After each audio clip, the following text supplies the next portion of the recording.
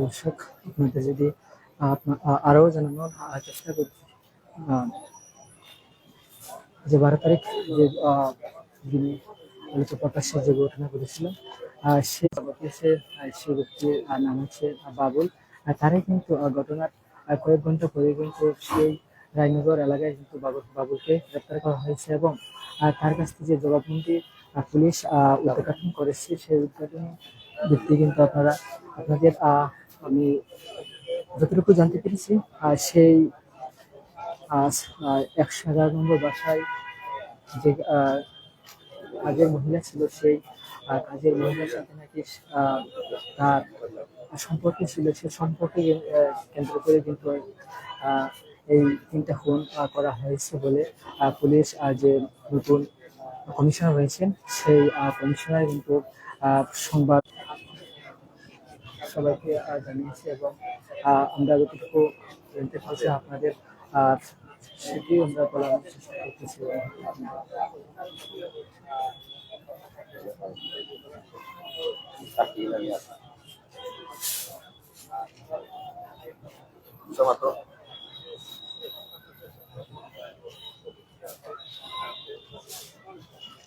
আহ্বান জানাও মানুষটা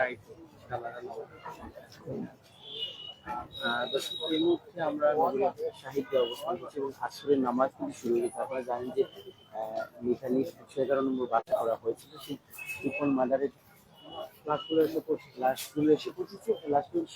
যে লাশগুলো এখানে এসেছে দম্পতির লাশ এসেছে শুধুমাত্র, এবং যে কাজের মহিলা বলেছিলেন, কাজের মেয়ে, ওনাকে কিন্তু ওনার যেই মূল বাড়ি আছে সেই বাড়ি থেকে দাফন কাফন সম্পূর্ণ করা হয়েছে। এবং সিলেটের মিথালি 111 নম্বর বাসাতে যারা ছিলেন দম্পতি, তাদেরকে কিন্তু এই জায়গাতে আনা হয়েছে এবং আসরের নামাজের পরবর্তী সময়ে কিন্তু তাদের জানাজা অনুষ্ঠিত হবে।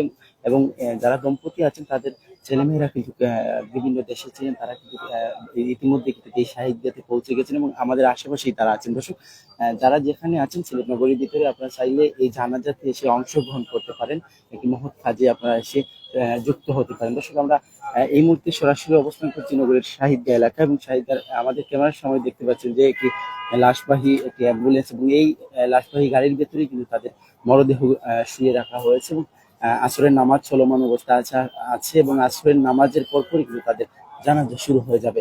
দর্শক,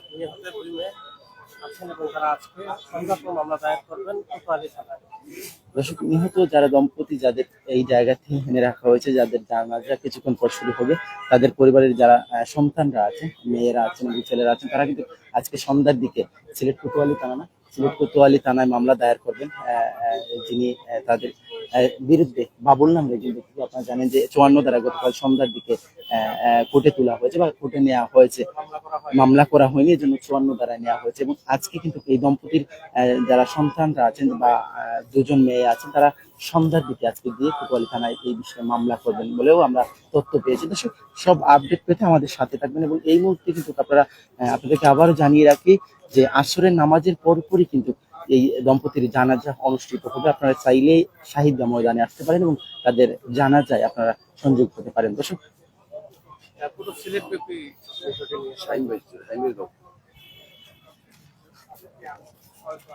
আসলে আমরা এই ঘটনাটি যেমনটা শুনতে পেরেছি, ধন্যবাদ জানাচ্ছি রুবেল ভাই এবং যারা আছেন। পুরো সিলেটে এই বিষয় নিয়ে বেশ আলোচনা শুরু হয়েছে। আজ থেকে 3 দিন আগে সিলেটের রায়নগরের মিতালিপাড়া নিকুঞ্জ সিলেট চেম্বার অফ কমার্সের সাবেক পরিচালক আব্দুল সত্তার এবং তার সহধর্মিনী বাসার কাজের মেয়ে, তাদের 3 জনকে নৃশংসভাবে বাবুল নামে এক ব্যক্তি হত্যা করে এবং সেটার কয়েক ঘন্টার মধ্যে বাবুল নামে এক ব্যক্তিকে আটক করে অভিযুক্ত হিসাবে। এবং বাবুলকে আটক করার পর এই ঘটনার মুহূর্তে পাল্টাচ্ছে। এবং গতকালও আমরা আরেকটি বিষয় জানতে পেরেছি যে বাবুল যে বাসায় থাকতেন সেই বাসার যিনি দায়িত্বে আছেন তিনি জানিয়েছেন বাবুল অত্যন্ত ভালো মানুষ ছিলেন, সে এই কাজ করতে পারে না।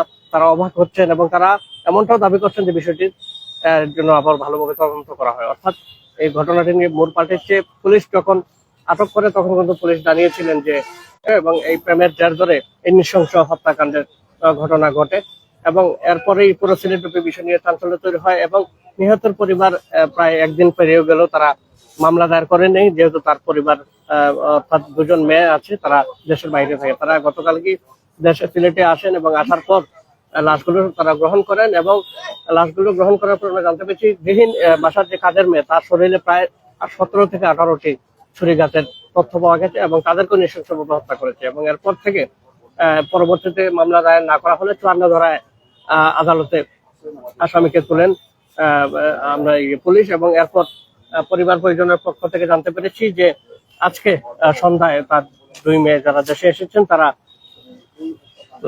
মামলা দায়ের করবে সিলেটের কোতোয়ালি মডেল থানায়। এবং এই মুহূর্তে অনেক মানুষ আসছেন জানাজা নামাজে অংশগ্রহণ করার জন্য। আমরা সেই আপডেটটি, সংক্ষিপ্ত আপডেটটি আপনাদেরকে জানানোর চেষ্টা করছি। দর্শক, পুরো আপডেট হয়তো পরবর্তীতে আপনাদের জানানো হবে। আপাতত নামাজ শুরু হবে, এরপর জানা